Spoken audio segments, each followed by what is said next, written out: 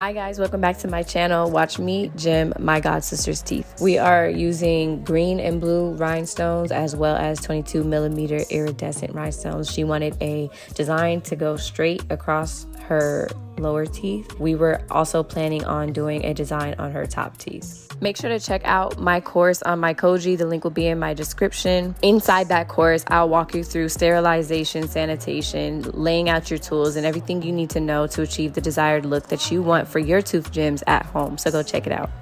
I'm placing etchant gel on all the teeth we were planning on gemming today. When I do this, I know it looks like I'm scraping her teeth with the little nozzle, but I'm being very careful and making sure that that's actually not touching because it can be abrasive to her teeth.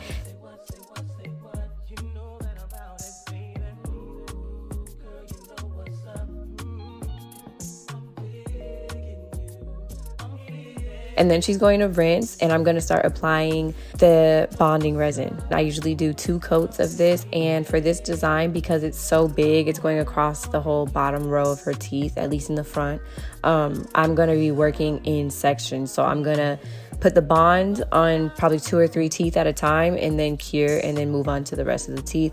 And I'm making sure not to put bond on teeth that I'm not designing on before I cure, so that it's not caking up or basically causing, buildup on each tooth.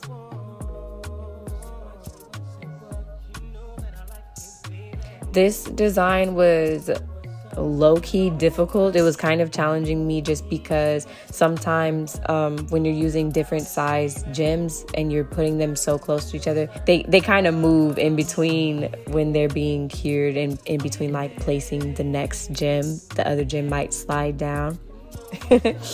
And in this chair, I don't have any like method for suction right now. I think I am going to invest in something like that, but I don't have that. So sometimes like saliva can become an issue and gems start to move around, and then I kind of have to start over. Luckily, I didn't have to do that this time, but that is a possibility that I do run into when I'm doing designs like this.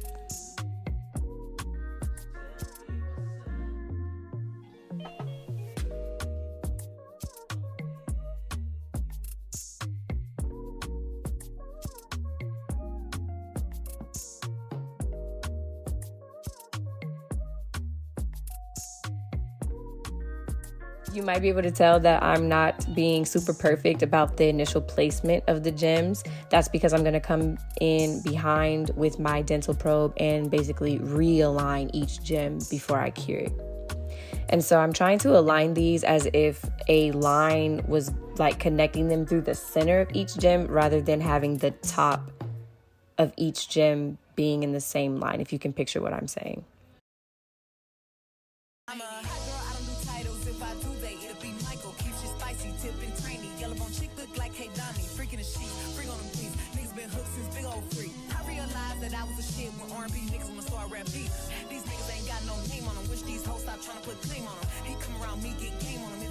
So, fun fact about this video is I probably got like 5 seconds into curing before my light died.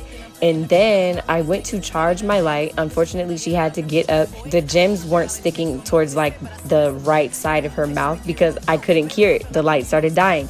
So when I went to charge the light, we had agreed that we were going to reconvene the next day because this is my god sister. She was staying with us. And then the next day was when I actually realized that my light had been broken. Like, it's broken. So we weren't even able to design the top teeth today, which was like high-key a bummer. I was actually mad, but at least we got to do something. We at least got to do the little bottom row, and it did come out pretty fly. It was just unfinished in my head.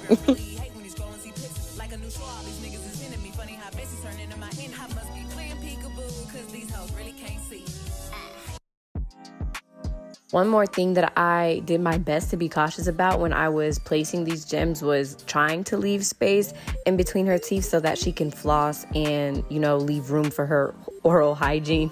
Because flossing is something you still have to do even if you have tooth gems on, and if you have to risk knocking the tooth gems off, it's better that you do than to not floss at all. So I really loved this design. This was all her idea. She was like, I want it just like this, and can you do it like that? And I was like, of course. So this is the end result. This is what we came out with.